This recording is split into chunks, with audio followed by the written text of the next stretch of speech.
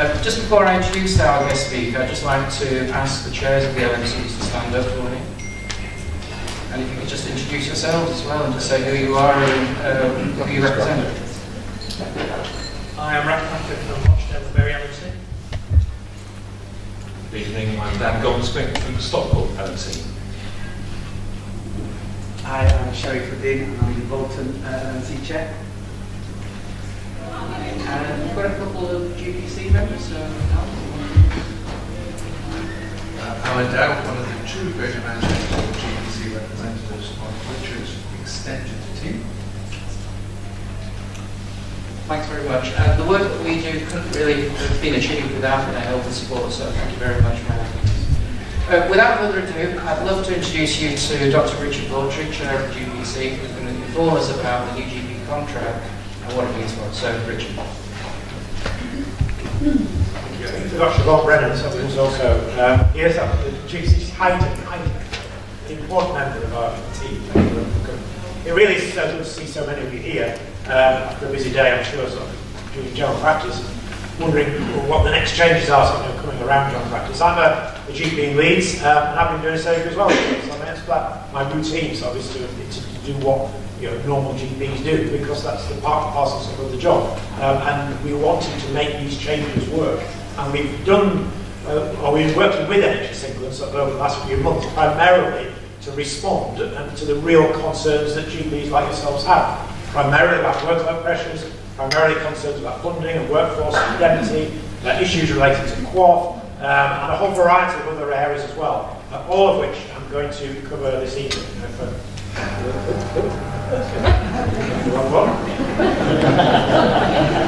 Does this have that point? Okay, I'll use that. Sorry. I'm going to be covering some issues that is alluded to already. Starting with primary care networks, which is probably the most urgent thing to be starting to think about. But in many ways, you've been down this road many times before.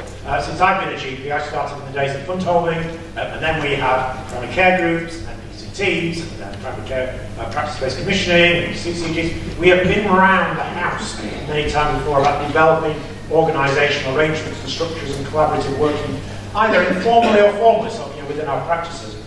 The difference this time, to some extent, is that this is about provision rather than commissioning. All of those other entities are largely focused about commissioning decisions because of the commissioning provider split that we've had within the NHS. Whereas this is the first time this is really about what practices and what GPs really do on a day-to-day basis, and that's about providing services in their community and leading those services within their community. The other thing to say from the outset is that these changes are built on your existing contract. So they are not something that you have to rip up your contract to make work. You don't have to give up part of your contract in an integrated model to enable you to take a full part. This is based squarely on your existing GMS, PMS, or indeed APMS contract if you're delivering primary services through that forum. And it's through a DES, Direct Enhanced Service. So in many ways very similar to the DESs that you already have. And the important thing about a DES, because it's directed, means it directs the CCG to give you the money. So it's very different from what we've had with the GP Forward View and various other things that have come and gone over the last few years, where if you're in a benevolent CCG, it might give you some money, it might last for a period of time, it might be come and go, it might be short-lived, you might not get it because your CCG is overspent. A DES means you are entitled to the funding, to the money. This gives you entitlements of a range of activities. And so it's important that we recognise the importance of it being a DES. This is something that we built with NHS England over a number of months. But it's also recognising that this will be a building block for other bits of funding, other resources, other services. Because we expect over time, and maybe quite quickly, other services to align themselves around our primary care networks. So it's important decisions for us to determine what those networks are going to be, what communities they're going to cover, because increasingly others, whether that be your community trust, your district nursing services, maybe some of your local authority services, other council services, may be increasingly aligned around the primary care network footprint, and that might provide the opportunity for other funding streams to flow through.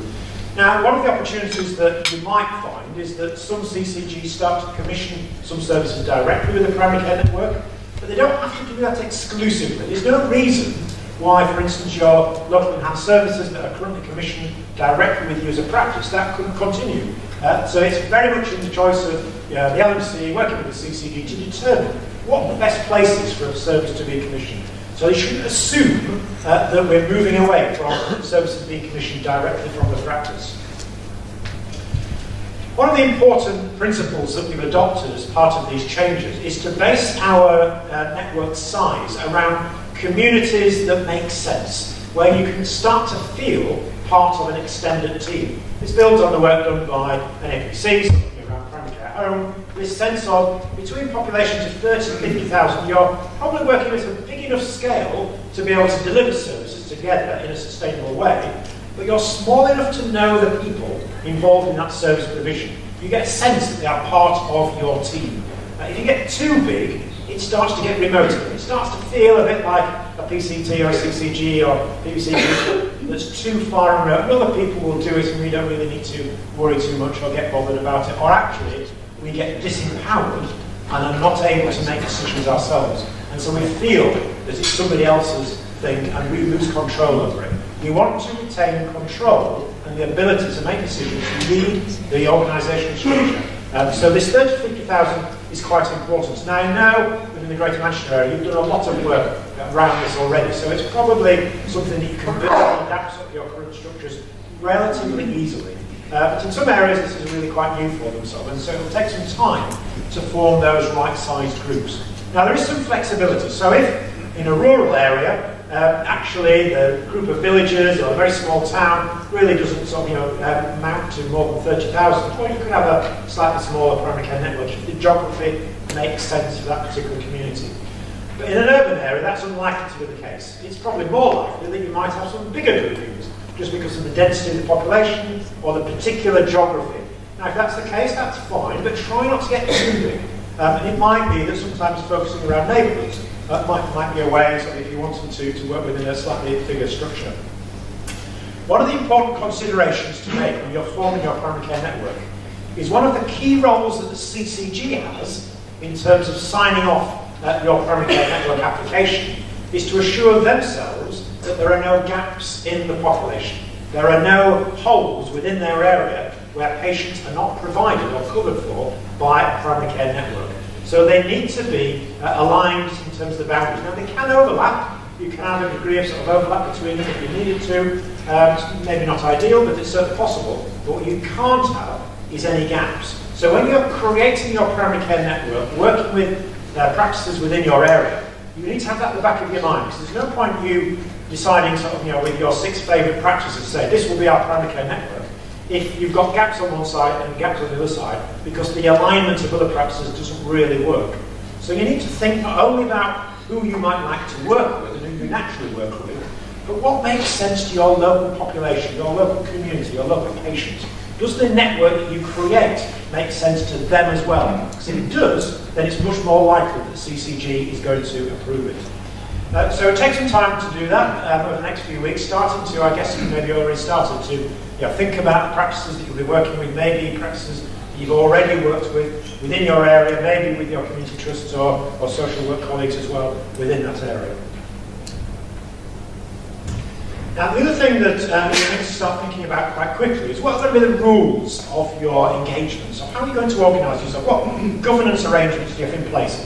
As LMCs will know, often that it's only when a dispute happens that you really need to start asking, have you got a partnership agreement in place? And often it's those practices that have those difficulties that say, oh, it's not been signed, it's not been dealt with, not kept up to date.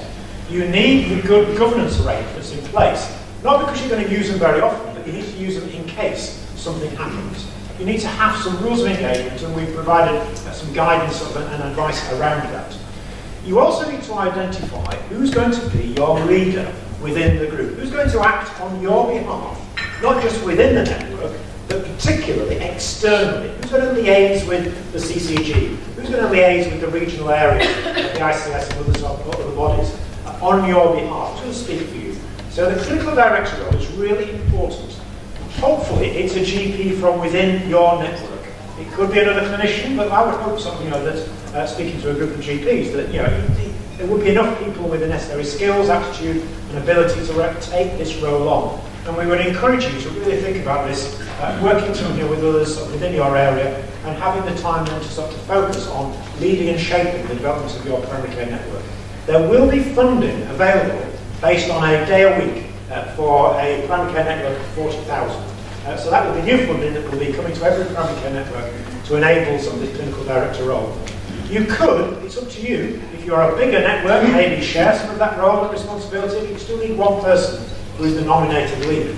You might also want to think about maybe rotating that role, perhaps do it for one a year and then somebody else takes it on, maybe every 2 years. It's up to you. This is for you to determine what you develop, so what arrangements you develop, but have good governance arrangements in place, so you're very clear about how that's going to operate.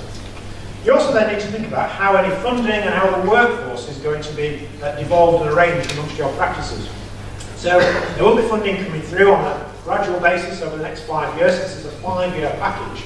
It will quite quickly increase to a significant amount of funding, enabling you to employ quite a large number of new people, and I'll come on to that in a moment. You need to start thinking about who's going to employ them, so where are these people going to sit? So are you going to share them amongst practices?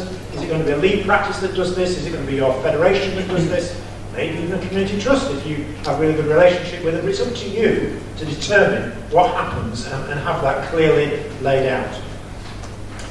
The CCG, as I said, will have an important role in approving the network, but what they shouldn't be doing is dictating to you who your clinical director is, what your arrangements are, what the rules are around appointing them, and all the rest. This should be practice-led. This is about practices working together, determining how they're going to operate in ways that they feel comfortable with and possibility. And it may vary from area to area, but I think in many cases there'll be some commonality based again on your learned experience over recent years. So for instance, when you develop clinical commissioning groups, CCGs, you will have been round the discussion about how do we agree how we vote. Do we have one practice, one vote? Do we weight our voting based on practice list size? Do we do it in various other different arrangements? That will need to be a decision that you make around primary care networks as well. How do you make decisions? And you need to try and keep it relatively simple and fair and appropriate. Hopefully you'll be working largely by consensus. You'll need to be formally voting on things very often, but if you have to, you need to have some rules, you need to have the governance arrangements in place and work about that and think about that very carefully. And over time, not in the first year, but probably from the second year onwards, you will be increasingly partnering with other organisations, particularly community colleagues, so community trusts or whatever employee you've got for your community staff. Because you will need them to work alongside you to deliver some of the expectations that will come as part of a long-term plan. We'll talk about that in a moment. But you need to think about how they will have a say in some of the decision-making that takes place without them starting to, because there may be a larger organisation, dominating or dictating what happens. That can't be the case. You need to see this as being practice-led first and foremost. So, what do you need to do? We've not got much time. We might be in or out of Europe by then, who knows, what happens in London. But by the 15th of May, you need to really have got your plan in place and submit it to the CCG. It's fairly simple stuff to start off with. Don't go to large numbers of legal companies and ask them to spend hundreds of thousands of pounds drafting various agreements. Most of this will be provided for you, has already been provided, and is on our website. But keep it fairly simple to start off with, because this is going to be a developing process. In the first instance, it's some fairly simple things that you need to tell the CCG. Who's in the club? Who's part of the primary care network? Which practices? What's the boundary within there? What's the list size collectively that you're covering? Maybe producing a map that clearly outlines where you're going to be. There'll be a toolkit on their website that will help you draw maps if that's something that you need to do. I'll come on to the network agreement in just a moment, but that is another important element that you will have to spend a little bit of time working on. You need to identify who's going to receive the money. So the money for the primary care network won't flow directly through each and every practice. It will go to one bank account on behalf of the primary care network. And it's for you to determine where that account is. It could be a lead practice, it could be the federation, It's for you to determine where that funding sits, where you trust it to sit. And then, as I mentioned as well, you need to have a clinical director. And that might be somebody who does it nominally for a year, so they don't necessarily have to tie themselves into doing something for the next 5 years. But it's for you to determine what you do. But you do need that as part of your initial submission. Now, in the first year, you're not going to be doing a huge amount of work, other than almost preparing for what comes later. Where in the first year, your main task, apart from appointing a couple of people, which I'll mention in a moment, will be about delivering extended access services. So the extended access DES is currently a practice level DES, and that will remain the case until the 1st of July. From the 1st of July, the responsibility for delivering extended access will move from practices to the primary care network, and the funding will move from practices to the primary care network. At the moment, across the country, about 75% of practices are delivering the extended access DES. So we would anticipate that in most primary care networks, whilst the funding will flow to the network and the responsibility will flow to the network will say, well, you were doing it before, do you want to carry on doing it? The practice will say, yes, that's fine, and you just devolve that back again, and they will just carry on doing exactly what they were doing on the 30th of June, they will continue doing on the 2nd of July. That's probably what's going to happen in most cases, because the funding for the DES not just transfers from to can transfer back again. That's a network decision. Now, the difference is, as I've said, currently 75% of practices are delivering this across the country at the moment. So that means to deliver 100% of coverage, we would need some additional funding. And that's what we've done. So we've secured an additional £30 million to cover that additionality, because there is now an expectation to deliver the ability of booking an appointment through extended access DES for every single patient. In the same way that the £6 a patient scheme, which you'll be increasingly familiar with, which has now been rolled out and certainly has in your area, that is not a responsibility of the practice, but every patient in the area can get access to that evening and weekend service provided through the £6 a patient scheme. The intention is increasingly to bring these two schemes together. So the extended access scheme and the £6 a patient evening and weekend scheme, for them both to become an entitlement for primary care networks. So in some areas of the country, the evening and weekend scheme has been commissioned out, it's contracted to private companies and other organisations, and really the practices have no real involvement, or even federations have no real involvement in that service. By 2021, all of those contracts will have finished, or there will be break clauses to allow the opportunity to devolve the responsibility for delivering that service back to primary care networks. And so by 2021, that funding will sit within your network as well. It will be you to determine how that service is delivered. And so you could carry on delivering it yourself, you could work amongst a number of primary care networks to deliver out, you could work within your federation, but it would be you to determine, because you would have control over that money. But you would also have greater control over the appointments that those services provide. And so increasingly, what you see happening in some areas already, but not universally across the country, is practices that have control over that funding starting to utilise those appointments to reduce their practice workload, because they are an extension of their practice list. So they're able to book patients in an evening for smears, or in a weekend for immunisations, or for health checks in an evening, so that they weren't able to attend their diabetic health check during the day, so you've now got the service in the evening instead. So utilising those appointments, both to your benefit and the patient's benefit, and it isn't just another urgent care service, because there is a properly commissioned urgent care service to deliver that. So utilising those appointments provides an opportunity to help manage our workload. So you will see that change happening increasingly by 2021. Now, I mentioned the network agreement, which is something you do need to submit as part of your initial submission on the 15th of May.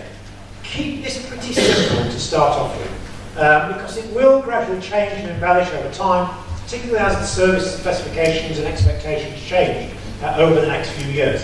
But again, it's fairly simple stuff to start off with.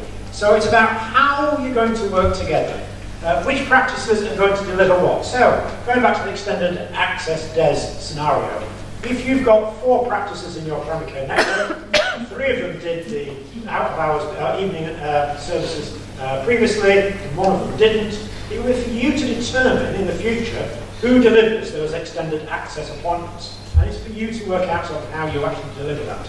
Similarly, so with other services that might develop over time, which practices are going to do it, how the funding is going to flow to enable them to deliver those services. How's the new workforce, as I'm just going to mention in a moment, so where will they go, which surgeries are going to work in? Because these people will be working in your surgeries alongside your staff, seeing your patients, supporting you in your day-to-day work. So you need to find ways to make sure that they're fairly allocated across the practices within the primary care network. And any other agreements that you might have about how various funding is going to flow. So basically, having those agreements in place, again, there is very clear guidance now out on the website to support all of this, so you don't have to start from scratch. But keep it fairly simple to start off with, because this will gradually change over the next year or two. You don't want to be spending lots on legal bills now, only to then do it again sort of in 12 months' time.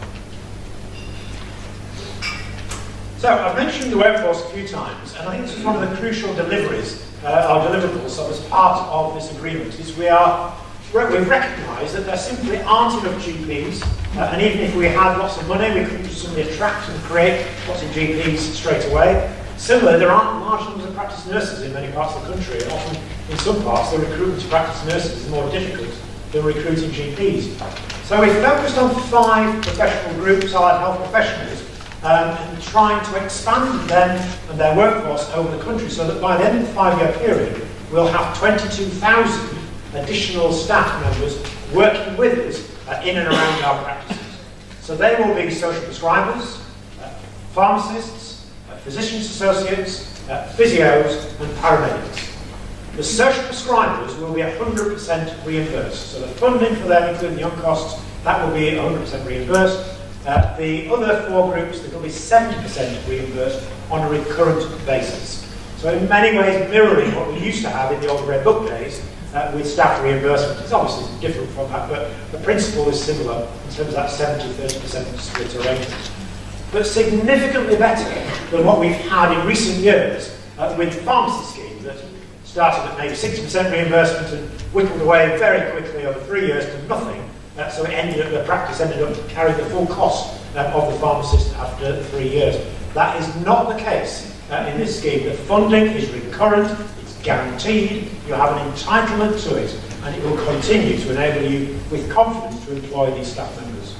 Now the allocation will be based on agenda for change scales. So we will use that nationally to determine what you can get for the average cost of a pharmacist, the average cost of a social prescriber, the average cost of a paramedic. We'll use that nationally. Locally, just as is the case with your own practice staff, it's for you to determine what terms and conditions, what pay rates you employ your pharmacist or your paramedic or your physio. So you can use your local scales based on sort of local issues, sort of comparability with your community colleagues. Obviously you want something to be similar because you don't want to be finding yourself in a funding race sort of, with local areas, depending on who's recruiting. But that is really in your hands because it's very much part and parcel of your extended contract. So the contract, the new workforce, can be employed, similar with the funding, can be employed in different ways. So you could have the lead provider within your practice grouping being the employer. You could share the employment. You could say, actually, this practice will employ the pharmacist, this practice will employ the paramedic, this practice will employ the physios. You could have the federation, sort of, that you have some ownership of, employing the staff on your behalf. It could be the community trust. It could be a variety of different models, but again, it's up to you to decide who employs your staff. This will gradually increase over time, so you do need to think quite early on as to what model you're going to have by the time you get to year 4 or 5. If you were a big super partnership that was just covering the whole of the primary care network, well, this is just an extension of your already large number of staff. But if you're a relatively small practice, actually having the employing responsibility for an increasingly large number of additional people working across a number of practices potentially is a risk that you didn't want to bear. So you need to think about it carefully. I mean, there are pros and cons with various options, and we've produced some guidance that describes the different models that you might want to think about. So I mentioned the funding already. There's 70% funding, 100% funding for the social prescribers.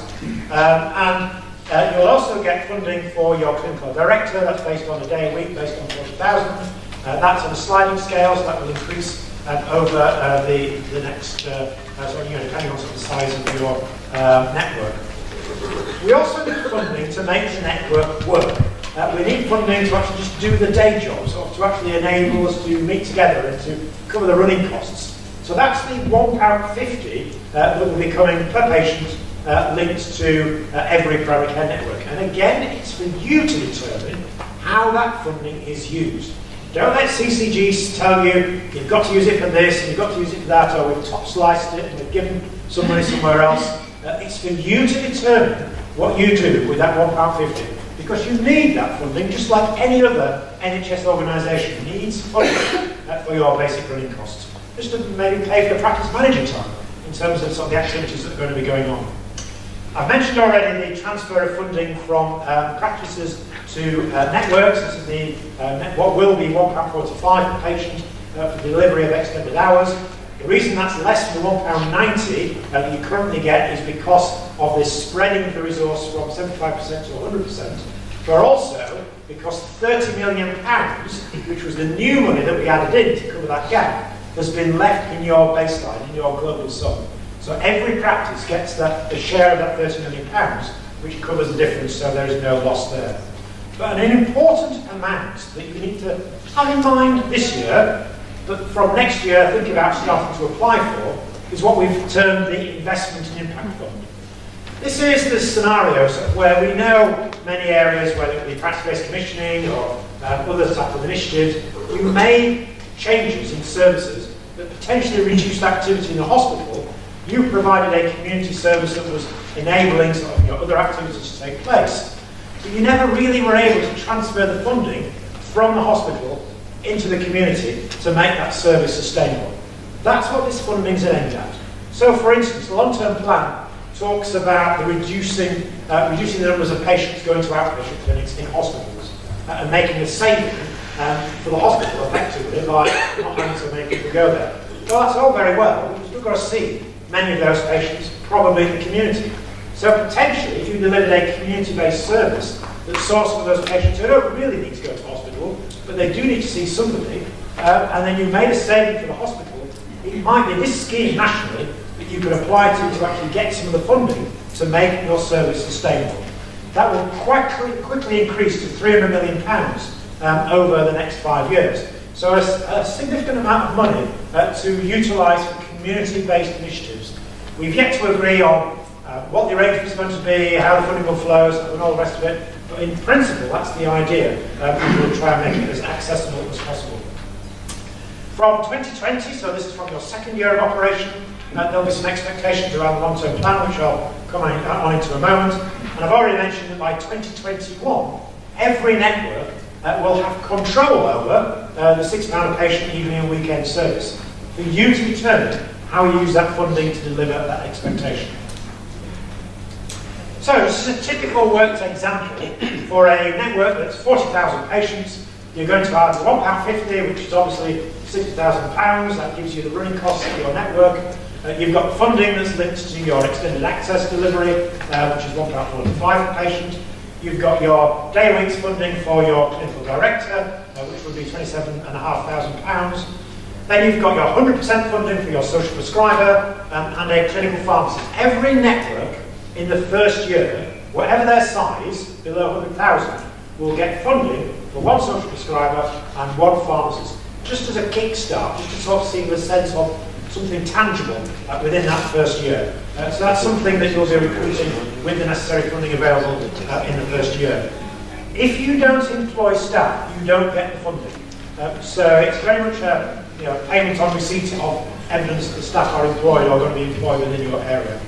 In response to that over £200,000 that the network has to play with in the first year alone, the practices would need to contribute 30% of the cost of the pharmacist. So you can see very quickly, networks have got significant amounts of money to play with. Now, there will be some expectations on networks, and they will increase over the next 2 or 3 years. And these are linked to the long-term plan. If you want more details, both go to our guidance document and agreement document that we published in January, or look at the long-term plan. It goes a long list of sort of areas of activity. None of these areas are new. They're all being done somewhere already. They've been cherry-picked from sort of particular areas of the country where it seems to have worked, and they've been put into the plan to try and operationalise them sort of across the country to see how sort of, we can get benefit from it. And in many cases, many practices have already been doing a lot of this stuff already. So in the first year, as I've said, you'll only really have to be focusing on the delivery of your extended hours access, which is probably what most of you are doing already. But in the second year, you'll need to be using some of your pharmacy time, so that you'll employ your pharmacist to do more structured medication reviews. This will be particularly focusing on the most vulnerable patients, those who've got multimorbidities or more complex pharmaceutical packages. So it's just focusing on those. Again, you're probably doing this already in many cases. Focusing on care homes in a more proactive way, reaching into care homes, maybe doing regular visits to care homes. This might be what your paramedic does or your pharmacist does, and others, partly to reduce their activity in hospital, but also to reduce the unscheduled care visits that you do on most days, I guess, when you've got large numbers of nursing home patients. So trying to be a bit more proactive around that. Anticipatory care, sort of trying to identify maybe patients with severe frailties, or trying to put care packages around them. This is why you need to be partnering with your community staff, because this is the type of thing that your community staff should be doing. You're around district nursing and other services, working alongside some of the frail people within the community and trying to anticipating sort of their care needs. Personalised care is something that social prescribers will be doing. So focusing on trying to direct patients away from routine healthcare services, maybe to the pharmacist, maybe to local voluntary agencies, connecting that lonely patient who reaches you on a daily basis for a home visit, when actually they're just lonely. And if you connect them with a social prescriber, they can be put in touch with a lunch club or other types of voluntary activities within the community. And actually that helps them as well as helping you. And then supporting earlier diagnosis around cancer. There's a variety of initiatives that have been going on around that over a number of years. In the second year, well, in the third year, so 2021, have increased focus around early identification of cardiovascular disease, particularly hypertension and atrial fibrillation, trying to identify those patients that we don't get to at the moment. And again, there's been various schemes already around the country focusing on that. And then areas around health inequalities, which again won't come as any surprise. So areas within, outlined in more detail within the long-term plan, have a look at those, but you don't need to get too worried at the moment about delivering those in the first year. So what do you need to do? This is the timeline for the first year. So again, starting quickly to think about who's going to be part of your network, getting your initial submission in place by the middle of May, and then the CCG will confirm the positions of the happies with the alignment of networks by the end of May, so that by the beginning of July, we can start to get the money flowing to you. I know this is a really pressured timeline, and people will say to us, why can't it be more extensive? Well, we want to get the money out to you as quickly as possible. We want you to get running with some of this resource. So we want to start to do that by the 1st of July. There will be obviously some flexibility around this, but we need to try and enable you to do this as well as possible. So I think that's enough about primary care networks. At the moment, I'm obviously quite happy to answer questions. I'm sure you've got lots of them at the end of the presentation. We'll talk a little bit about the IT and digital changes. We need to recognise that we are very much in a digital world. Our patients increasingly expect to access a range of services digitally. We do ourselves. I'm sure we now routinely book our travel tickets, our train tickets, our shopping, so whatever other sort of things that we do online. And increasingly patients will want to book appointments with us online. They might want to access their repeat prescribings or their activities online. Maybe do consultations online. We know in London, with GP at Hand, a practice that's rapidly grown in London, primarily by offering a smartphone consultation rather than having to go into the surgery. We might not like that, but that's the way that many people are wanting to access their healthcare, particularly if they haven't got any particular complex problems. So having the ability to respond to those challenges is something that we need to enable every practice to do. But to do that, we need the infrastructure in place. At the moment, if we all decided to do video consultations tomorrow, we would crash the system. It simply is not possible because the N3 network doesn't allow that to happen. It's not big enough to be able to do that. So the broadband capacity will be increasing. Every CCG's got a plan to try and ensure that that is put in place for every practice. Software and hardware changes may be needed. We need to get the right resilience in place. We need to ensure that we're really protected against the future WannaCry attack, so any cyber security that needs to be done. We also need to ensure our records are in a digital format, and we can get rid of the Lloyd George paper records once and for all. I know if you're like a practice like mine, when your patients move away, you have to print off the record, stuff it into a Lloyd George envelope, pass it on through PCSE if it ever gets there, and then gets back to the next practice, only for them to scan it back onto the system and upload it again. We need GP to GP transfer to work for every single registration transfer. And we need then the system to be able to hold electronically patients' records digitally if they don't move to a new practice. Currently, that's not possible. So we need all of these systems in place, primarily as well to get rid of the paper out of our practice buildings. Because if you've got a pharmacist and a paramedic coming very soon, you need somewhere to put them. So the cupboard that's currently full of Lloyd George records, perhaps that could be the cupboard for the pharmacist in the future, once you get rid of your notes. So the idea is to get rid of the paper records over the next 3 years. So there will be a program of digitalisation to try and do that. And that will then allow us to have one single digital record. Now there are some expectations for practices in the coming year. In many places people are already doing this to some extent. And already we need to recognise that with the advent of GDPR, every patient can access a subject access request and access their record in full with maybe some redaction if necessary. They can do that now. You probably have to print it off in paper should a patient access that. What we would like to get to is a much simpler way of patients being able to access their records, but with the appropriate sort of redacted software in place, to be able to do that almost at the press of a button, and then the patient gets the digital access to the record without having to print anything in the way that we do at the moment. Prospectively, new patients can now ask to, and you'll be encouraged to ask them, do you want to look at your record prospectively for new patients? And increasingly from next year, there's the expectation for all patients to be able to do this. Now, one of the areas that we have agreed is that some patients, for whatever reasons, will access 111, but actually they are our patients and we really do need to be seeing them in our surgeries.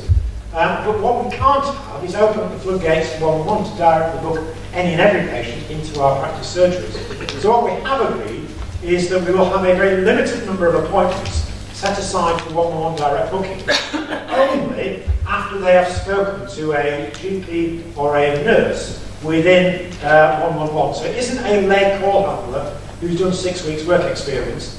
This is a professional person who's made a judgment that our patient is better seen in our practice, and then they will book them directly into an appointment. So if you've got a practice list size of 2,500, then you don't only have to offer one appointment a day. If you've got a practice list size of 6,700, you'll be offering 2 appointments a day, and then it's based on some aliquots of 3,000.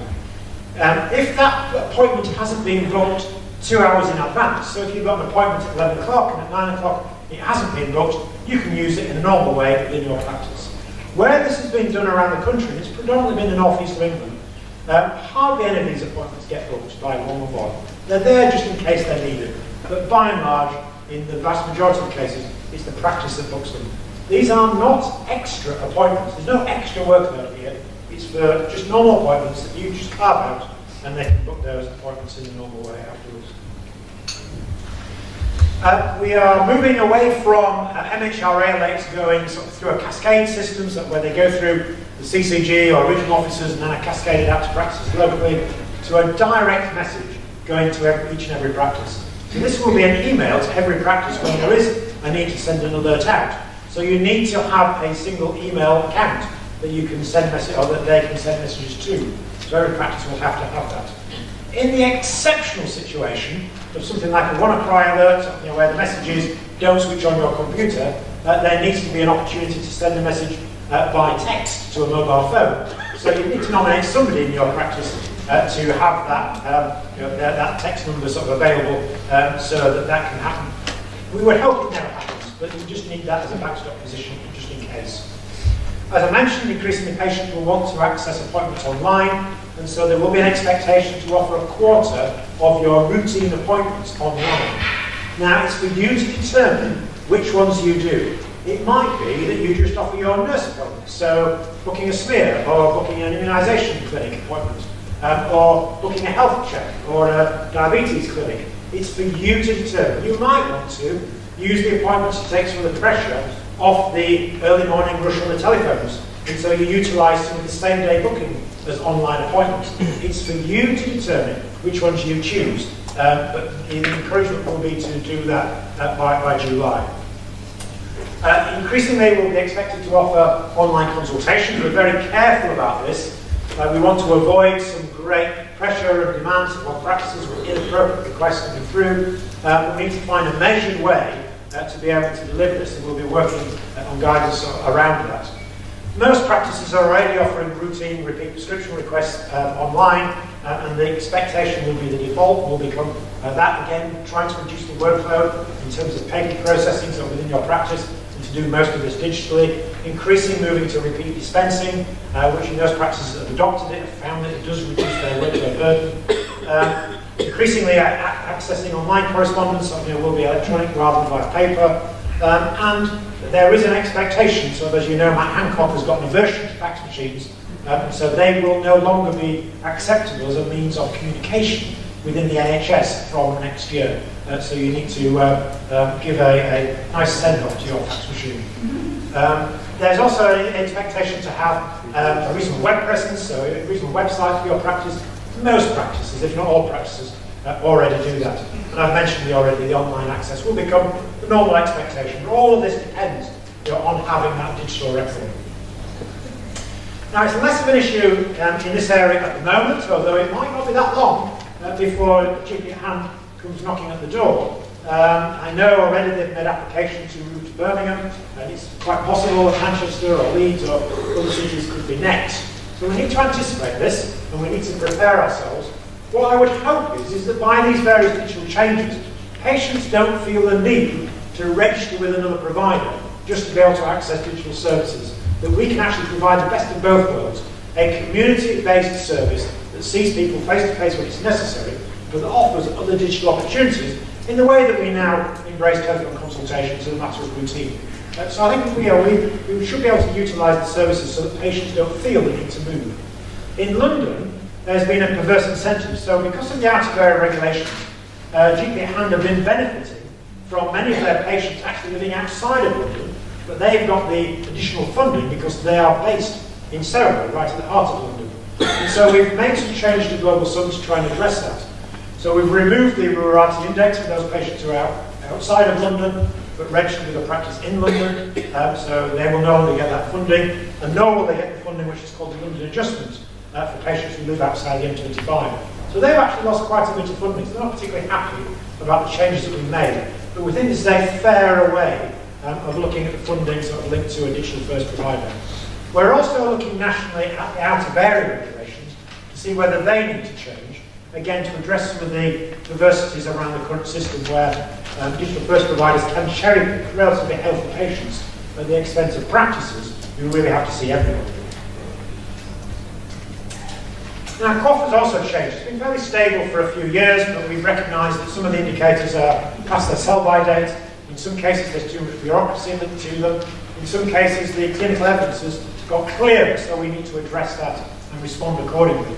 We've removed 74 points of cough this year, and we've used those 74 points to create an quality improvement domain. The points were removed are some of the ones that, again, didn't really need to be there, or shouldn't be there. The need to just do a FEV1 just for the sake of doing it, when the patient clinically didn't really need it. Checking O2 saturations, again, for patients who didn't need it, just because cough centrally needs to do that. You know the scenario where you've got a patient with possible dementia, and you've done all of the bloods by one, and you have to bring the patient back and go and find them to do that one single blood test, just because you won't get the cough payment without that single blood test being there. We've removed one of the middle diabetes indicators, and I'll talk a bit more about the changes around diabetes in just a moment. We've also removed the lithium indicator from the serious mental health domain, because some practices didn't have any patients who were taking lithium anymore. We've removed the osteoporosis indicators, we've kept the register, but the osteoporosis indicators have gone. Again, large numbers of practices were struggling to find patients with fragility fractures. The need to refer somebody who've had a stroke or a TIA. There's scenarios where patients in their late 90s in nursing homes who probably had a stroke, you're not quite sure, just referring them into hospital just for QOF's sake rather than their benefit seemed to make no sense. Similarly, the palliative care register, we've removed the requirements around the meetings. Again, it was quite rigid, and some practices were falling foul of not having their meetings at the right space of time, and really you should have the meetings when you feel it's clinically appropriate to have those meetings. And we've removed some of the smoking, contraception, and survival screening indicators. Now, where we've changed the evidence and the requirements are these areas, and particularly around hypertension. I think the evidence is very clear that younger patients less than 80 years old, sort of really would benefit from a lower blood pressure target, and getting their blood pressure below or equal to 140 over 90 will be the expectation for this coming year, and the target remains the same for those who are over 80. The diabetes indicators, these are important changes because it might be something we might be able to do in other areas as well in the future.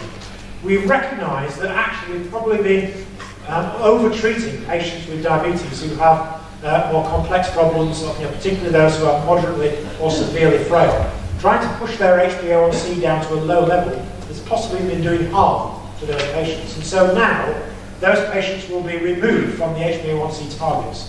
So there will be an exception for patients who've got a moderate or severe frailty code. Similarly, the reason just to check somebody's cholesterol every year, even though it's been exactly the same for the last 10 years, just because QOF says you've got to do it, we've removed that as well, and it's just an expectation that they're on a statin. And if they're not on a statin, coding why they're not on a statin. With the mental health domain, we've removed the requirement to ask somebody about their alcohol consumption on an annual basis, so your patients no longer need to lie to you on an annual basis about how much alcohol they've been consuming, because you don't need to ask them if you don't want to. But what you do need to do instead is weigh them. It's a lot harder for them to lie about their weight. So it's probably more evidence-based. We're focusing around their BMI and their weight issues and their diet rather than alcohol necessarily.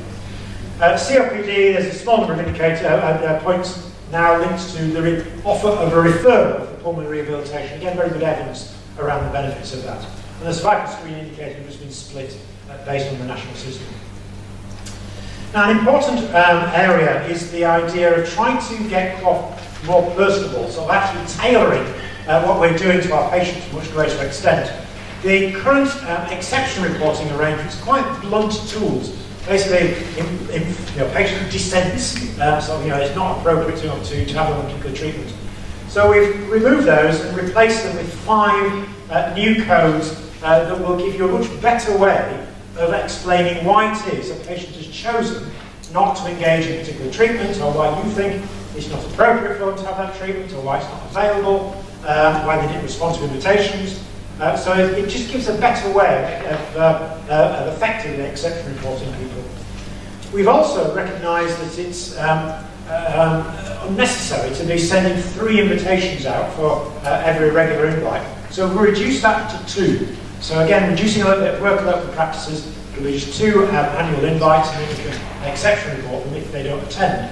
But try to tailor those invitations into ways that the patient might find favourable. So if they say we prefer to be texted with a message, or emailed, or rung up, or sent a letter, then try if you can to tailor those 2 invitations accordingly. Now, one of the areas that we wanted to try and focus on and get a better sense around the QOF is, rather than it being just a process-driven thing and a box-ticking process that you just have to do, get a sense of quality improvements and ownership and feeling that actually you are trying to improve the quality of care within your area. Now, this is where you will need to work within your primary care networks. So the idea is to meet at the beginning of the year, to look at these 2 areas at the beginning of the year together across your network, learn from one another what they're doing, and then at the end of the year, meet again just to reflect on what you've done, what changes you've made, what improvements you might have made, and whether, again, you can learn from the example of colleagues within your practices, within your network. The 2 domains for this first year will be, again, not unusual to many practices. So prescribing safety, something I guess we've probably done quite significantly already. So focusing around safe prescribing of NSAIDs, particularly in riskier patients, the appropriate prescribing of drugs that require monitoring, like lithium, if you've got patients on lithium, and the appropriate use of valproate in women of childbearing age. So it's recognising sort of your safer areas. Again, this is something a pharmacist is probably going to be leading on and able to do. So if you've got somebody sort of, to be able to do that. End-of-life care, again, something that many practices are already focused on in one way or another. Trying to identify more patients who are likely to die next year. Maybe ensuring that you've got their choices clearly about where they want to die, sort of whether they want resuscitation or not. And then support for their carers, whether that's there before or after death. So very simple things that most practices want to try and do as well as possible, but learning from good examples amongst your peers across the primary care network. There's no great hard targets in these indicators.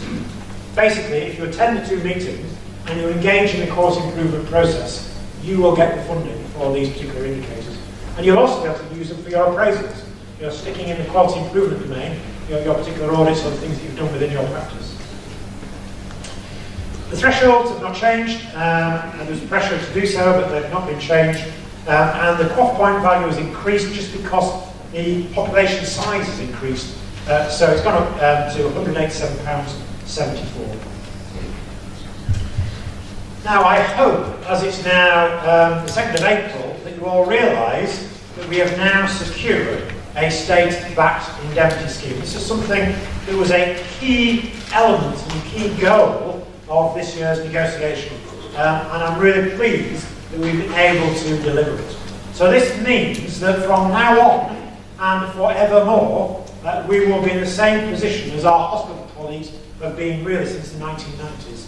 Everybody is covered for any NHS work that you do. So that means partners, salaried GPs and locums. It means in hours and out of hours.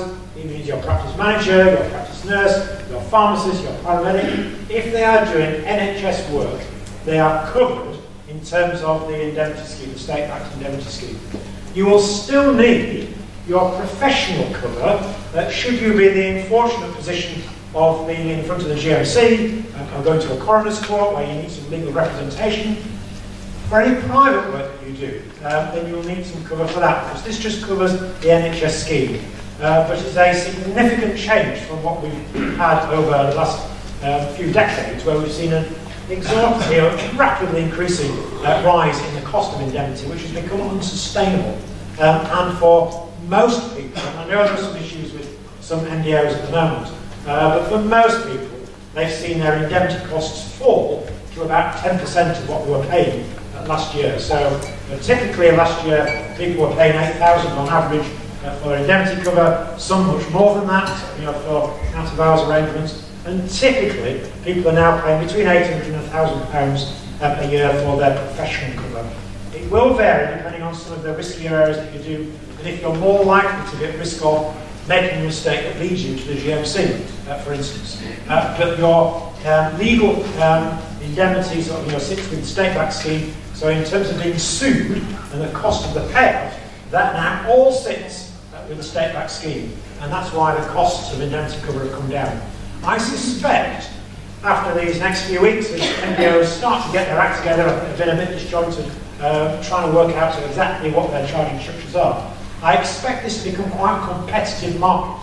I would anticipate other legal firms and other bodies step forward because their risks are much, much less. It's more of an insurance product that they're buying rather than an indemnity product, which you've had in the past, which had unlimited call on sort of large amounts of payouts. So that risk has gone for the providers. So I would anticipate increasingly some legal firms and others may be stepping forward.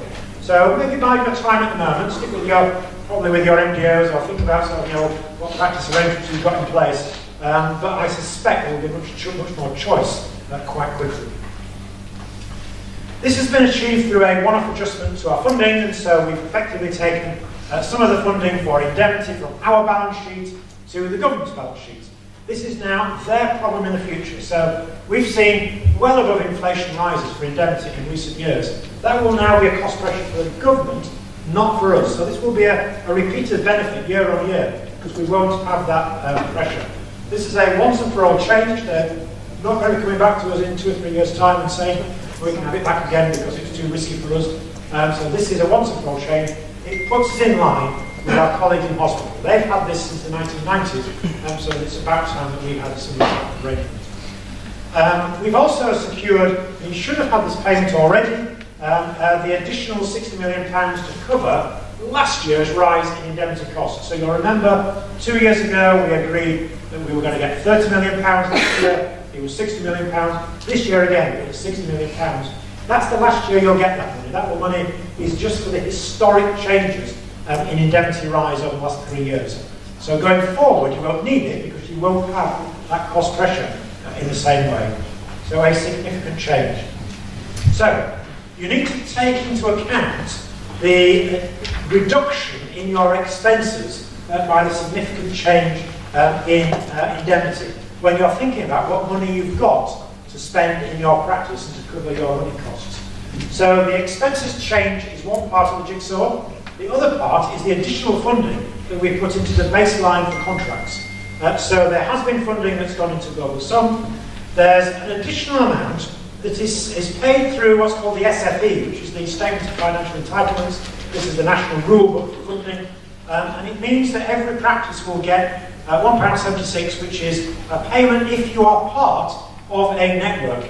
It's not to fund the activity of the network, but it's just you get it if you sign up to being part of the network, because it's signed up to it primarily because the government said to us last year, if you sign up to a contract deal, we will give you the 1% that we didn't pay you last year in your pay deal, we'll put it into this current year's pay settlement, and that's what they've done. So that 1% is from effectively an IOU, which was paid to us this year. That goes through the SFE. Practices will also get funding sort of around establishing the network, and the £30 million I mentioned already that's linked to the extended access changes is also linked to the 111 direct booking. There's a small amount of money, £5 a patient, for supporting a catch-up campaign for children who haven't had immunisations with MMR, and there's a slight increase in the flu vaccination payments to bring it up to the level of other vaccinations. So you need to take all of that funding together. That will allow you as a practice to pay your staff a 2% uplift this year. So that's what you should be budgeting for this year. To match inflation, it's similar to what we were able to do last year, and a lot better than what we've had in the last few years. And we will be having a guaranteed funding flow for a Global Sum to allow you to actually match inflation year on year for the next 5 years. Now for GPs, the difference will be what happens with indemnity. So it will vary from practice to practice. So we've not got a figure on what we anticipate GP pay to go. It will be more than 2%, but it will depend on what your arrangements are in your practice. So we know that there are some practices that they pay all the indemnity up front, and then they pay out drawings and practice salaries afterwards. In other practices, they do it in the reverse. They pay out drawings and salaries to individuals after practice expenses. Individuals pay out their indemnity out of their own earned income. And so it comes out of their own income. And in other practices, they do a mixture of the two. So it will vary from practice to practice. It will also depend how much your indemnity cost was. You know, were you doing out-of-hours activity? Were you doing other activities sort of, that caused your premiums to be elevated? So it will vary from individual to individual. So it is likely that you'll have more than a 2% rise each coming year.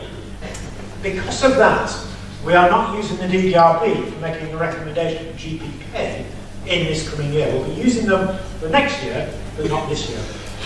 Now, another cost pressure that was potentially a big problem for practices was the rise in superannuation costs.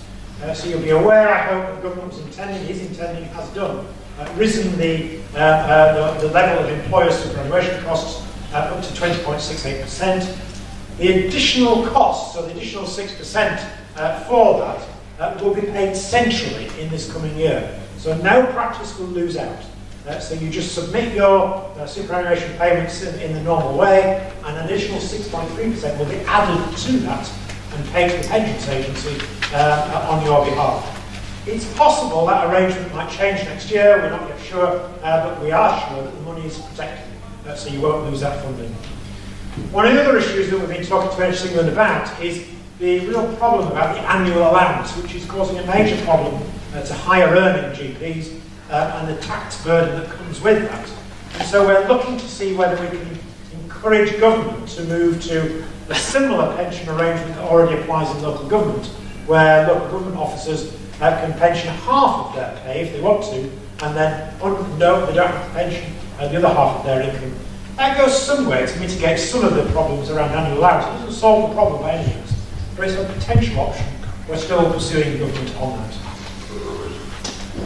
So in terms of figures, the global sum will rise by 1%. It goes up to £89.88. You've got your weighted SFE payment, which really sits alongside global sum. That's £1.76. So you should see the two together as being the funding, the core funding that you've got to pay for your expenses, to pay your staff. That's £2.68 per patient, and that's new funding. Then you've got your indemnity pay that's just been paid for this last financial year, so that's about £1 a patient.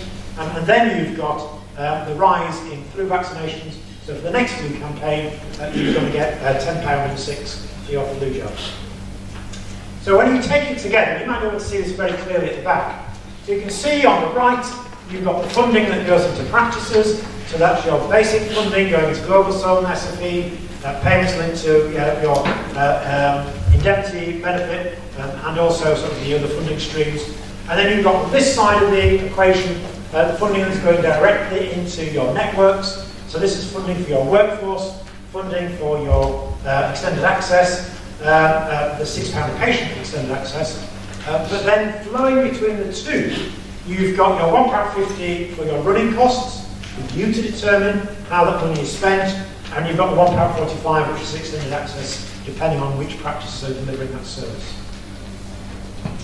So from 2020 onwards, you're in a situation where it actually gets better, because you no longer have that indemnity burden. So instead of being faced by a 6% or 9% rise in indemnity costs, you don't have that at all. So that's an increasing benefit that will accrue year on year.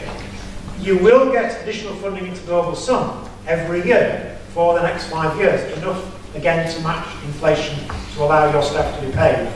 From the second year onwards, we will be using the DDRB for salaried GPs pay, but because the funding is part and parcel of the package for partners, then that will be, we won't need to use them for that. And the expectation is that expenses will rise with inflation over the 5-year period. Now, we've developed what we've called a balancing mechanism. We're aware that if inflation stays as predicted, then we're okay. If because of Brexit or the economy tanks or there's real problems somewhere, then inflation rapidly rises. And if the government respond by awarding pay rises to other NHS staff that's much higher than current levels of predicted inflation, that would clearly be a real problem for practices, because we have problems with recruitment and not being able to pay them because we've got this fixed deal for 5 years. So if that happened, we would use the balancing mechanism to probably take funding from the workforce pot in terms of the primary care network to put into the practice pot, so you could actually have more resource to pay your staff properly in line with others within the NHS. It's not ideal, because then we wouldn't be able to employ quite so many as the 22,000 staff members that we expect to employ, but that's the potential option should we need it.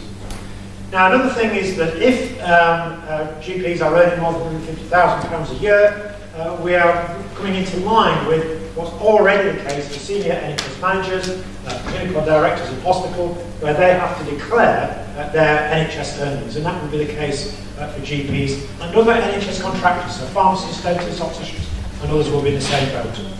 But in summary, for the next 5 years, going into practice baselines, this is just a baseline, there will be £978 million over the next 5 years. That's new money. And that's in addition to the 1.8 billion that's going to be going into the primary care network in one way or another. So a significant amount of new resource going into practices and primary care networks. Now finally, I just want to go over one or two of the other agreements that we've made as part of this package. This won't affect very many practices at all, although it's worrying a number.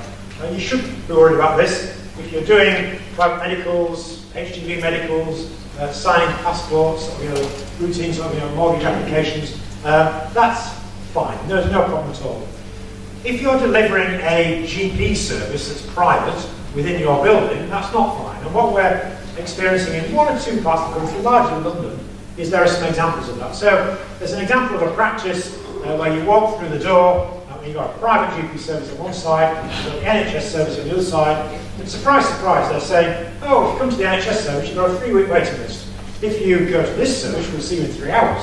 Which would you like to have? So they're directed to the private service. That's what we're trying to ban. So it's that type of mixed economy where patients are not getting sort of the NHS service they're entitled to, and people are using private means to actually sort of direct them elsewhere.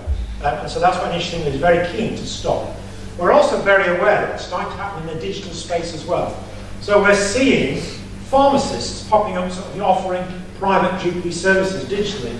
There's a hospital in London that's offering a private GP service. And various other sort of so where they're mixing the NHS provisions with private services. It's those sorts of things that we're trying to limit if we can. I mentioned already that there'll be a catch-up campaign for children who've not had their MMR. This is just £5 a patient for those patients, just to cover the admin costs more than anything. It's obviously a good thing to be doing to encourage parents to get their children immunised. We will be increasing the cost for the item of service to £10.06 for flu jabs, pneumococcal and pertussis. A really good thing, we've been campaigning for this for some years, is that the HPV campaign that's currently provided to girls in school will be extended to boys from October, and from next year, just as practices can offer catch-up immunisations to children who've not had HPV at the moment, they can do that for both girls and boys from next year. We've just tightened up the contract a little bit, by moving the contracted services out of additional services into essential services. There's no change in the expectation, it just makes it a bit easier in terms of the contract documentation.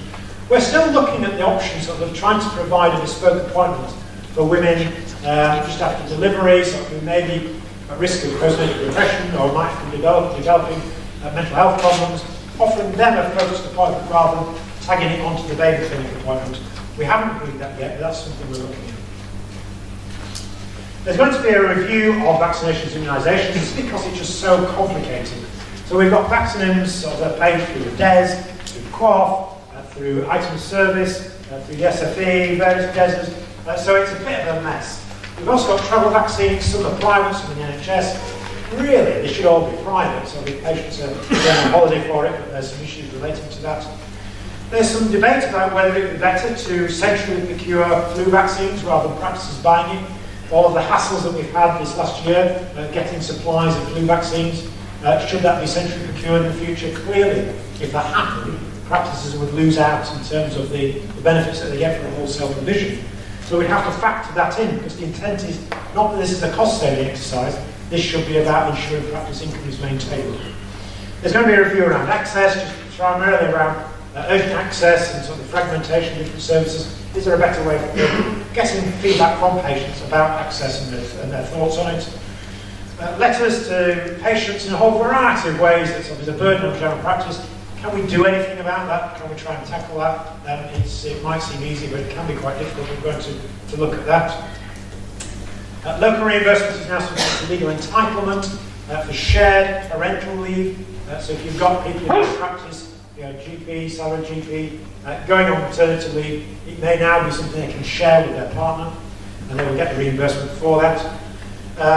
Most areas are trying to encourage patients to use the pharmacy for over-the-counter products rather than coming to the practice, but our responsibility is still to prescribe in those situations if their patient insists on their bottle of paracetamol or whatever it might be.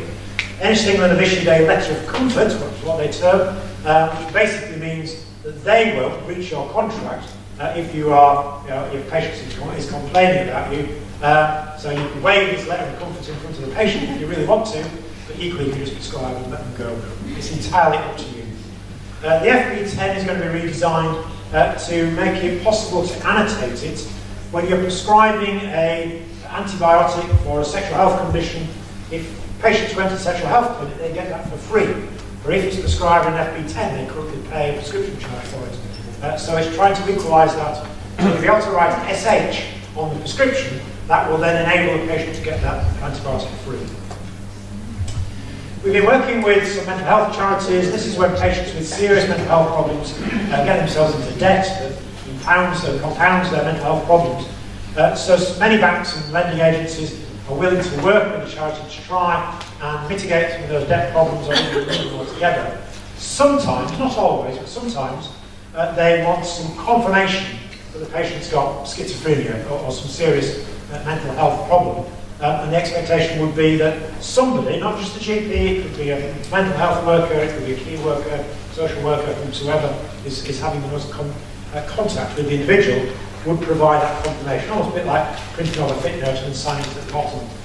If you're wanting sort of a more detailed report about how that condition is affecting them, that would still be a chargeable report. So that would be the bank writing to the practice asking for more information. But the initial confirmation isn't something we'll be able to charge for. If you're a practice that uses the NHS logo, then in future you now need to ensure you've got the right colour blue, the right shape font, because if you haven't, you're breaching your contract. If you don't use the NHS logo, just ignore it, doesn't matter. NHS campaigns, again, most practices are already doing this in one way or another. There will be an expectation to take part in the 6 campaigns that NHS England does on a regular basis. Things like flu vaccinations and get your shingles vaccination, often campaigns that would benefit us as well. Many of the changes that we've been able to secure as part of this contract package have been able to deliver on some of the recommendations made by the partnership review that was taking place last year and reported at the beginning of the year. So things like expansion of the workforce to support GPs, establishment of primary care networks, better IT infrastructure, building on the existing GMS contract, building on the partnership model. That's what we've been able to do, as well as removing the burden of indemnity. I've not said anything about premises. That's still a big, big issue. There is a premises review ongoing. We hope it's going to be concluded very soon, and hopefully that will then be another plank in terms of trying to restore confidence in the partnership model. There's lots of information on the website. We're adding to it almost on a daily basis. Lots of documents there. Please go to our website. One thing I would draw your attention to is if you are a clinical director or thinking about becoming a clinical director, or you know somebody who's thinking about becoming a clinical director, even if they don't know it yet, that's what they're going to be. You can put them in touch with our network. So on the BMA website, there's information about how to join our emerging clinical director group, call it what you will. The idea being, we want people to be able to learn and share together. So as they're putting their foot in the water, testing things out, getting some advice, they'll have lots of questions. Well, the best place to get the answers is from people who are in the same boat. So we're hoping that that will be a useful resource for emerging clinical directors. So in summary, this is a major 5-year deal, a significant change from what we've had in the last 10 or more years. We have removed the huge burden of indemnity from each and every GP. We have secured at the same time a rise in pay and expenses. We have expanded and will continue to expand the workforce in a way that enables a reduction in workload pressures. It won't solve all your problems in one go, but it will start us on the right road around doing that. But crucially, it builds on your existing contract. It puts GPs and practices in the driving seat if you want to take this opportunity. It gives you the ability not only to shape your primary care network and the groups of practices that you work with, but also to be the leader of the wider community team, to really rebuild that primary healthcare team that so often many of us have lost. You're reconnecting with your district nurses and health visitors and social workers, and to lead that team in a more robust and clear way across your local community. So some real opportunities if we take them, but we've got the funding and the guarantees over the next 5 years to do it. £2.8 billion over the next 5 years to support this. Hopefully that will enable us to start to reinvigorate and rebuild general practice. Thank you very much.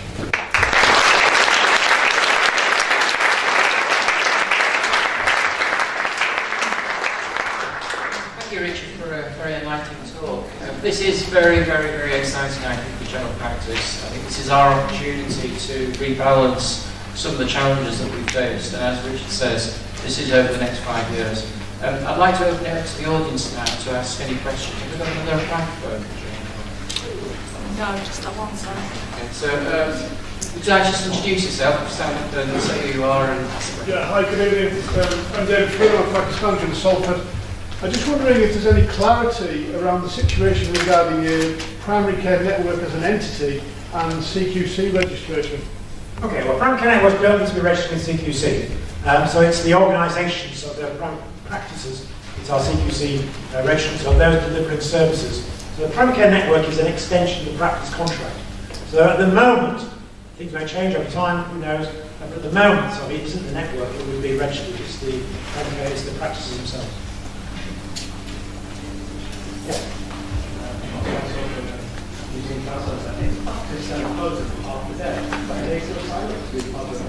Yeah, this is an interesting one. So this is, if a practice closes for half a day, can this part of the primary care network? Yes, they can. This has been a challenge in various parts of the country, so where this continues to be an issue. If you look on our website, we produce very clear guidance about what we expect practices to do in terms of meeting the reasonable needs of their patients. We believe you can do that with appropriate checks and balances in place, and even if you do close, in inverted commas, you're still providing services to those patients. Any single dispute that, so we have a bit of a dialogue, shall we say, about that. But nevertheless, I think there's an opportunity with the network to try and support practices in particular situations. You still have to deliver the services. But let's say if you are a primary care network of one practice, and within that one practice of 40,000 patients, you had some branch surgeries, and some of those branch surgeries weren't open physically during that time, but the central surgery was. Any single wouldn't bat an eyelid, that wouldn't be a big issue for them. So why is it any different if you've got 5 or 6 practices within an area that have some different arrangements? Now clearly, if you're all closed at a particular time, that becomes a much bigger issue. And you need to sort of understand what your patient's requests are, what patient needs are, have you checked out with your patient participation groups or what the situation is, and are you really genuinely delivering reasonable needs and expectations? Increasingly, as we deliver digital services electronically, getting access to a prescription doesn't need the patient to walk into the building to get that prescription because they can get it online. So I think things will change, but it is a local dialogue, and I know there are some challenges in this area, as there are in some other areas.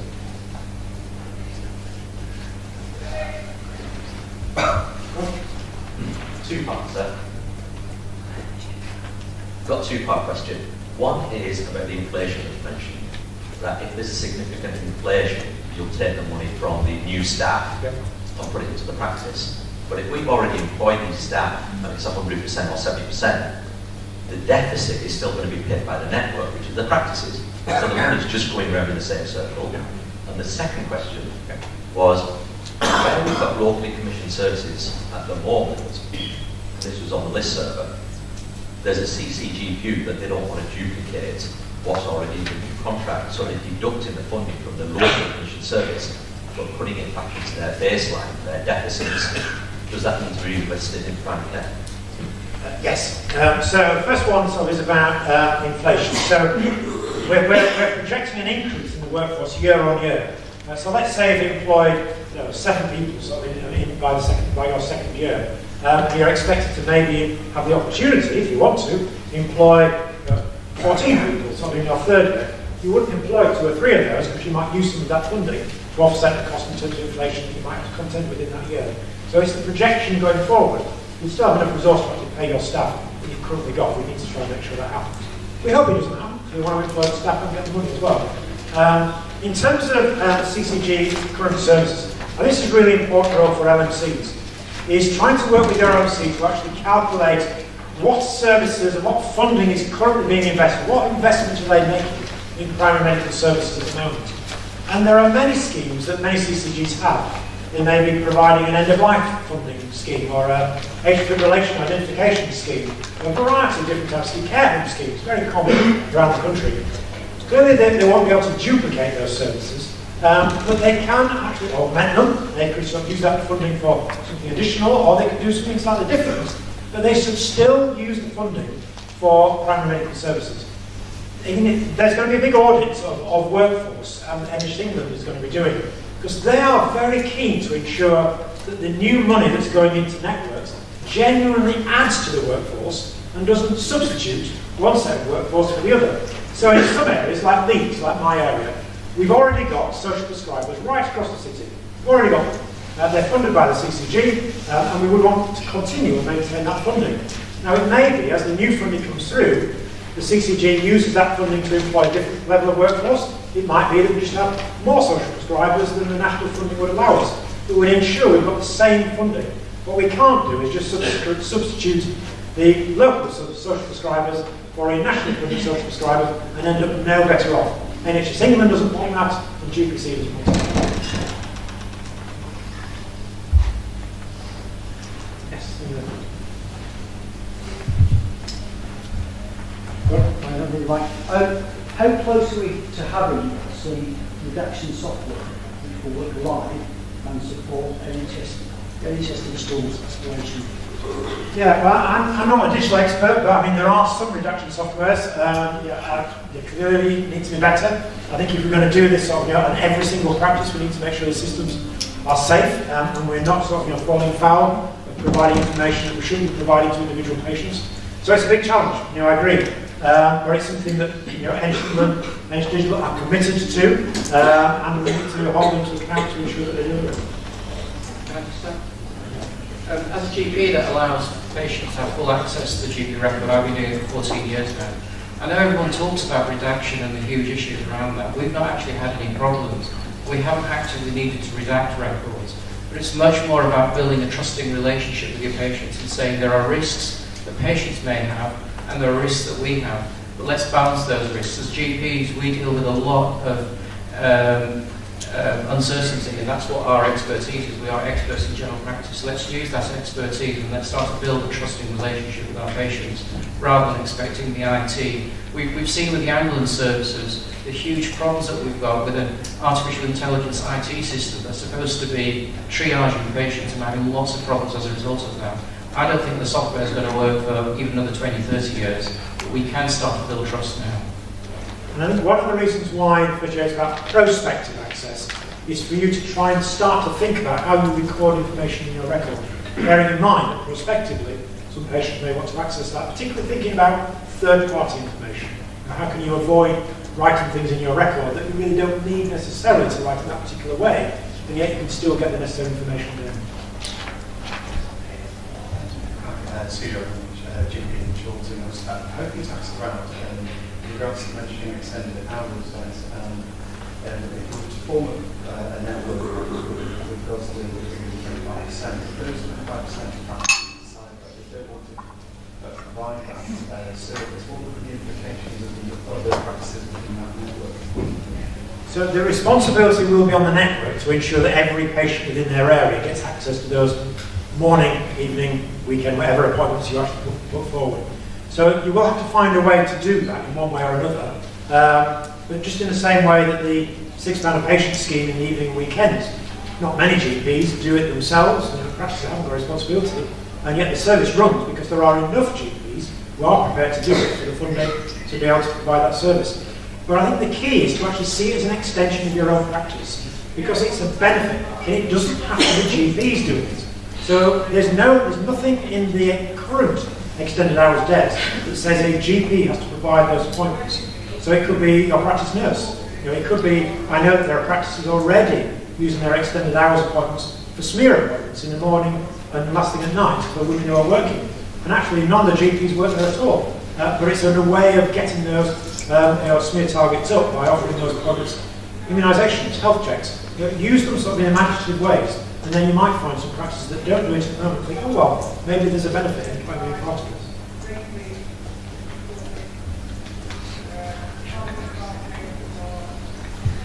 Just further to what my colleague just said there, the £1.49 a patient funding for extended access in our practice equates to about £55 an hour. We've chosen not to provide extended access because for us it's financially unviable. If our network chooses to provide it, they're clearly going to want more than the £1.49 a patient to do it. Can we use any of the other funding to help with that? But it isn't just the 1.45 because you've got £30 million in your baseline. So the other 45p, as it were, is in your practice baseline now. So effectively, it's £1.90 when you did it, which is what you got before. But yes, I think it's entirely up to you to decide how you do it and how you share that around yourself. Could we then contract that out to somebody else? Not really. I think so then it becomes an out-of-hours service. I think you need to be careful. I think it's basically the current extended hours rules have not changed. Under the current extended hours rules, you can ask another practice to do it on your behalf. So realistically, it would need to be someone within your primary care network who's delivering it.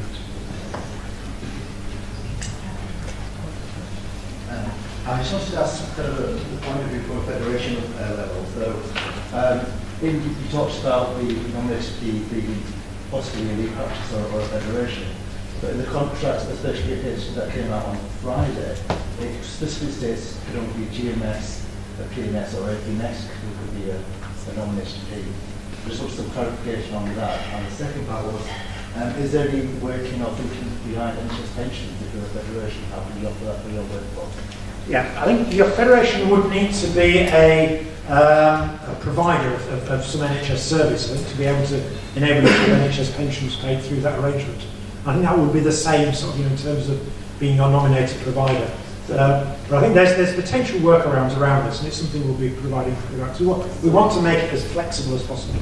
So, for example, we provide the improved access that's an APMS contract. Yeah, that would count. Yes.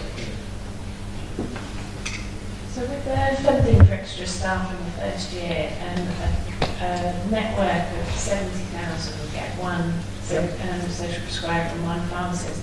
But if we became two networks of 35, we get two of each. Now, is that going to be too risky in the long run with the funding for that, or is that what you would hoping people were going to do? Now, the reason why we've done this is to just give every network an opportunity right from the get-go to employ two people. So whatever you sign between 30,000 and 100,000, you'll get one of each. If you're above 100,000, you'll get two, so, for those funding. But there's no benefit in saying, oh, well, we'll be smaller for this year just so we get extra staff. Because from the second year, the funding will be based on your capitation size. So you will see we've yet to get the formula in place to do that, but the intention is if you've got 70,000 in your network, you'll get proportionately 70,000 worth of staff. So if you've employed large numbers now, small networks, you'll find it's much more difficult in the second year. So there's no benefit from being small or big in the first year. Yes,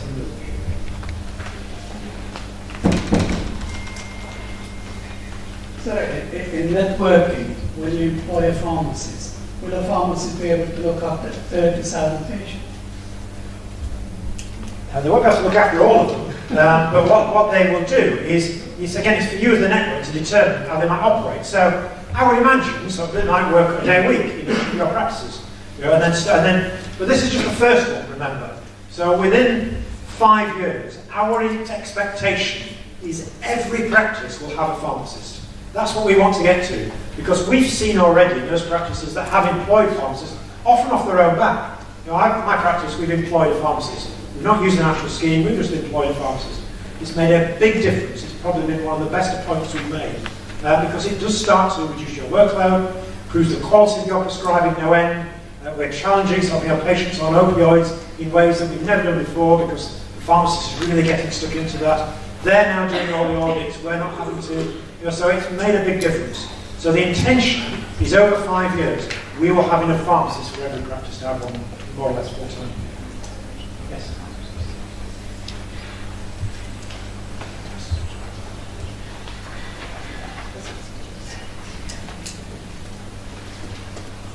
This might be a bit of a stupid question, but I just want to ask about the membership. Is the 6% funded, is that part as well, or is just the start? No question is stupid. So yes, the 6% applies for everybody in the NHS scheme. So anybody who's a pension payer, so your practice will just calculate what the superannual pension is, pay it in a normal way for partners, salaried GPs, staff members. That just goes off.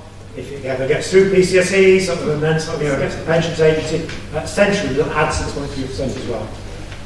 There was a suggestion that we would have just put it into global sum.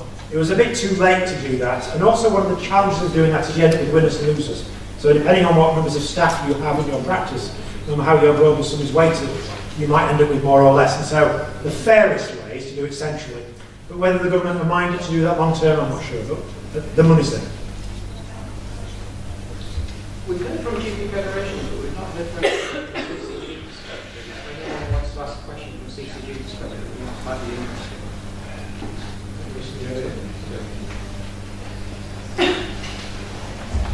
I'll shut up. Just a question on the pharmacists self-employed.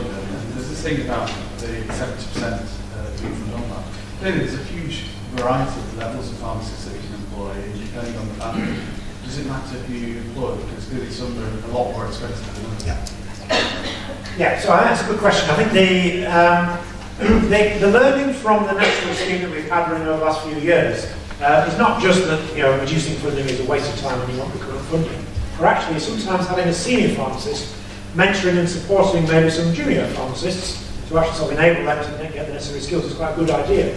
So within your network, you might want to have one or two more senior pharmacists actually working and supporting some more junior pharmacists working across the patch, and then learning together and sharing with one another.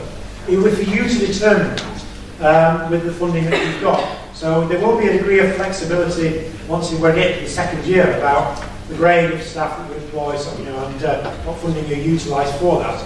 But you might then want to use, depending on what you've got already, because there are many areas that already have some pharmacists, but they want to augment them with different ones. So you might want to have that support network within your existing primary care network.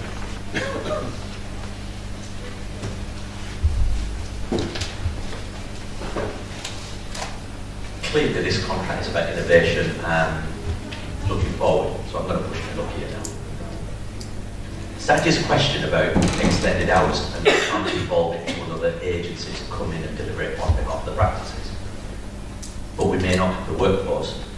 Does that mean the solution is that one of our APMS contracts takes SAGI's organisation as a partner and then they deliver it? I don't know, is the answer. I think the intent of both parties, GPs England and NHS England, is wherever possible to be permissive and flexible, so within reason. We are not about creating burden. That's the last thing we want. And to be fair to NHS England National, that's not what they want either. They want innovation, so they want practices to be doing interesting things and useful things that will benefit. But they genuinely do get that we have to do something about workload. And this is one of their attempts to try to do that. Now, the other thing that they want to do is to integrate some of the fragmented urgent care services. And so it isn't just the extended access and bringing it together with a £6 evening and weekend service. We've got the walk-in service in A&E. We've got various other urgent care activities. Who knows what opportunities there might be in the future to have a better integrated arrangement that primary care networks have some control over, not necessarily their delivery, but they're determining sort of how those services are working. So I think there will be some greater opportunity to be imaginative, within some permissive rules. But who knows what might be the opportunity to do. Can I ask a question? So at the moment, I work as a full-time GP, 9 sessions, seeing patients. If you had a crystal ball 5 years from now, what do you think the average GP is going to be doing that could be different from what we're doing now? You mentioned that there's going to be primary care network staff in our GP surgeries, seeing patients, using the same IT systems and so on. Can you give us a picture of what potentially the future could look like for us all? Well, one of my thoughts, while we've not got anything within this package that's linked to increasing the number of GPs, there is still a goal that NHS England has to get 5,000 more GPs. In fact, they recognise now, recent reports suggesting we needed 7,000 GPs because we've gone backwards in the last few years. One of the gains that I would hope starts to emerge, and it will all be starting to emerge within the next 5 years, is that we do get a real sense, as you just indicated, that it's the place to be in terms of general practice. It's where the innovation is, it's where the excitement is, it's where the real challenges professionally are. And young doctors will want to join general practice because it's a good and vibrant place. You can develop your skills, you can do different things, there's opportunity to be a portfolio worker, you can do leadership roles, you can do clinical roles, do specialist roles, and to tailor that in ways that you can't do in hospital. So hopefully we might actually attract more younger doctors, and we might retain more doctors because they see there's an opportunity to either maybe reduce some of their clinical commitment, do some leadership roles, maybe some mentoring, some support, various different other activities within the framework of the Primary Care Network as we start to develop more community-based services. So I would hope that it becomes a better place to be and that more doctors want to be GPs and stay as GPs as a result of this. Now, will they all be working 9 sessions a week? I suspect not. I think the very few now are doing that routinely. So, the average is probably near 7 or 8 so in terms of an average. But GPs need to be flexible. So if you want to work 9 sessions, if you want to work out of hours, if you want to work fewer sessions and do some leadership roles, then you have the opportunity as GP to do so. But my hope is that this package provides us on the right road to reinvigorating general practice as a whole. As I said, it won't solve all the problems by any means, but it hopefully sets the right direction for us. Thank you very much. Any final questions?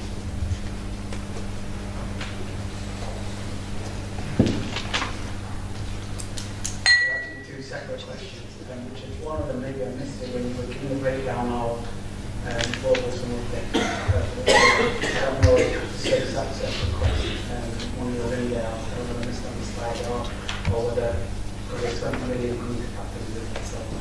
Oh, right, okay, yes. Yeah. You're right, it was on the slides, but I didn't mention it. Yes, it's important. There is £20 million that we've secured to part fund subject access requests. So at the moment, you can't charge your £50 a patient for a subject access request since the advent of GDPR. So we've recognised that, we've made the case of getting NHS England, and so we've added £20 million into the global sum to compensate for that fact. Now the intent is, as I've said, to digitalise records so that we can get to a position of automatically providing records if patients want them electronically, so it reduces the costs. But at the moment, that £20 million is there to actually do that cost. Thanks. Another question from a GP from our patch in Bolton. His understanding of the contract, especially around care homes, was that the network would have to have some kind of 24-hour responsibility for care homes. And yet that's not something we have for any other patient on our practice list. So is his understanding wrong? Can you clarify that? Yes, it's wrong. There's no requirement to have 24-hour responsibility for care homes. There's no change in our contracted hours as part of this. So we still have contractual responsibility from 8 until 6:30, and urgent care services, out-of-hours services have responsibilities beyond them. And there's no change in those windows.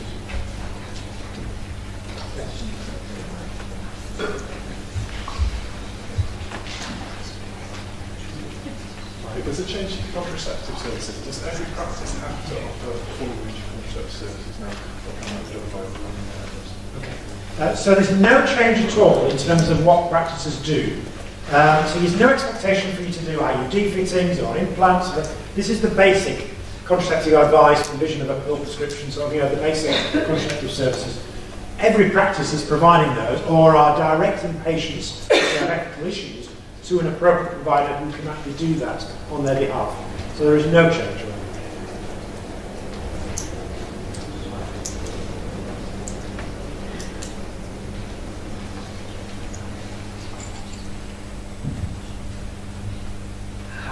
Personally, GP in Denton. I'm just looking for clarity. In Thames Island Glossop, we have transformation funding and also GP 5-year forward view money to fund hospital-employed neighbourhood pharmacists. So is this network that's going to be created, are we expected to find additional pharmacists, or are we expected to use the pharmacists that are already employed by the ICFT at this point in time? Okay, so the only exception for shifting one workforce to the new workforce is pharmacists. So if they're employed on the national scheme, which is the tapering 60% down to 0, then you can transfer those onto the national scheme that's been replacing effectively, which is 7% reimbursement. So if they drop down to 30% reimbursement, you're actually going to gain, because you can now get 70% reimbursement for those pharmacists as you move them across. That doesn't apply to pharmacists that you've employed yourself. So you can't take your own pharmacist and say, well, we'll re-employ you tomorrow on this new scheme. You can't do that. But it just applies to those groups. Now, there are various other schemes around the country, national monies, Vanguard monies, various other bits of money. Again, it becomes a local discussion about how you can maintain the funding that's flowing through various streams of funding and use those maybe in different ways, maybe additive to what you've already got. And you need to really try and hold on to it if you can. Just with regards to the employment of pharmacists, when can you physically get someone in for it to be funded? When is the earliest time? 1st of July. So that's when your network really gets going.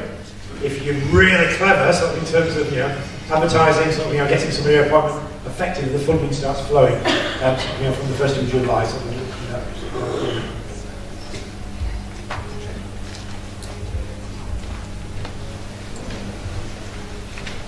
My name is Gilbert Patel, I'm a GP in Salford. I wanted to ask Richard, what's the kind of implications in terms of VAT if a practice becomes a lead employer and then employs staff and supplies and practices? It's really about service provision. So if you're providing health services, then it shouldn't be VAT-able. There is some guidance now which was published a few days ago, which goes into the detail about the arrangements of employment and the VAT implications of those employment models. So look at that very carefully, and if you follow that advice, then you shouldn't find yourself coming to that. But it's important that you do look at it and get it right, because there are implications if you get it wrong.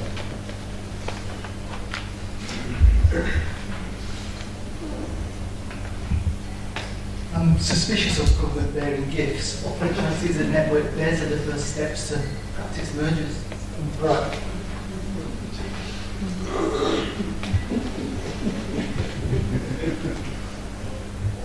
You're no more suspicious than I am.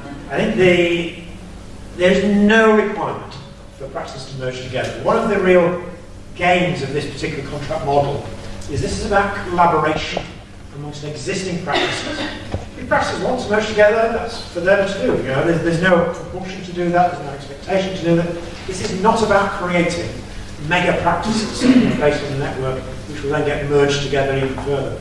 This is about supporting the existing practices based in their community, providing good quality general practice, but supported by their colleagues to be sustainable. We know over recent years, all too many practices have found it impossible to continue because they haven't been sustainable, they haven't had an opportunity, but they've been working often in isolation. And if you're a bit more supported, it doesn't solve the problem necessarily, but it gives you that bit more chance to actually be more sustainable. But you don't have to merge together. Last chance. Thank you. Well, Richard, on behalf of the Association of Greater Manchester LMCs, I'd like to thank you very much and your team for coming on today.